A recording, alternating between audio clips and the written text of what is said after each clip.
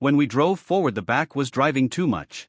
It's like an unskilled driver who drives too hard and then we get annoyed by the car in front. So he pretended to step on the brakes and caused the car behind him to hit him. We're not at fault, so let's find a problem. Japanese people don't do it. Because behind is his mother's car.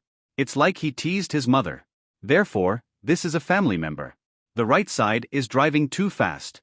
It's okay, never mind. That one is my younger brother.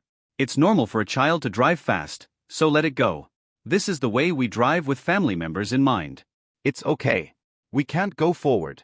We slowly find a way to make a turn and turn on the turn signal. Follow the steps first. There must be a car that sees that. These cars are all our brothers and sisters. There's going to be an accident. And the people in the family are connected. On the left side of my brother and sister's car, and we can't go to the right. So I'll go to the left. When we couldn't go, we got annoyed and opened the window and cursed. They wouldn't do it because this was his brother and sister's car. They are all family members. It is about building relationships in the family. Using this way of thinking creates an attitude of calmness and more calmness in driving. This kind of attitude is a good attitude. Therefore, it should be brought to awareness. To create a car that is safe and better for the people on the road. This is one perspective and attitude of using a bicycle that we can create. At first, you may not be familiar with it. May be irritated. But when we honk the horn, our father's face, mother's face, younger brother's face, older brother's face will float up. After a while, it will be natural for us. Let your younger brother go first. We will be calmer. Satisfied with cooling, accidents will reduce. Using the car will be more efficient. It is the principle of using a car that is safe. Now, in addition to creating an attitude towards those who use the car, we create attitudes towards other road users. Then we will create a good attitude towards road users. He was on the sidewalk on the side of the road. We have to understand him first. If we don't understand him, it will be difficult for us to create a good attitude. We must understand that there will be development. So let's look at the capabilities.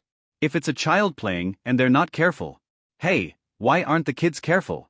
Children's limits are limited. When we come to train at transportation, we must pass 4 reaction tests. 1. Wide vision. That means that we are standing when looking straight ahead.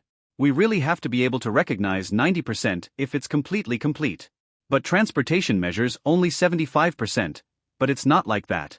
If the child is small, you can only see straight angles. He doesn't see it here. When he sees with his limitations, his eyes can only see straight angles.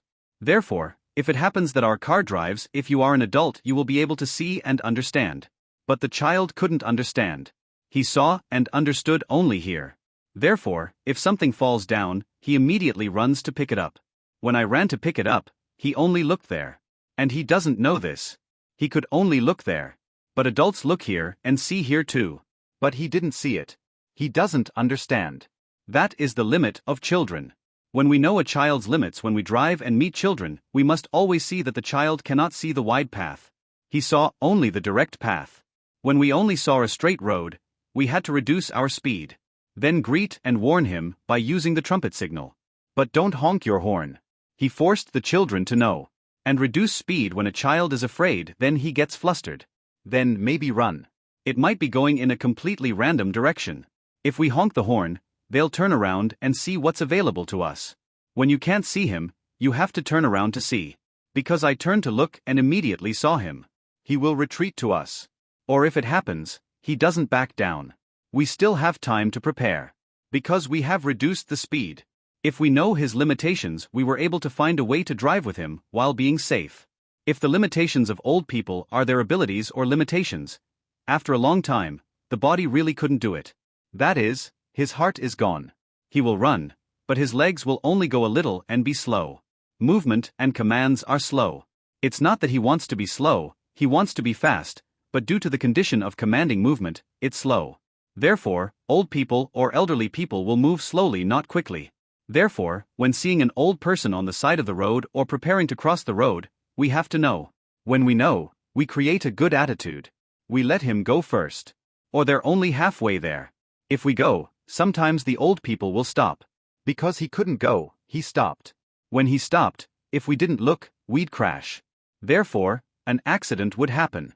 We must first look at whether people age slowly. It's like running. But why can't our car go away? Because the condition of his body or body really can only go so far. Therefore, we often see accidents every year, but not many. But it was something that shouldn't have happened.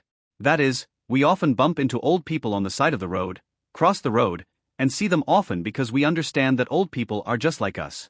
It's not like that. Because in his decision-making condition it was slower.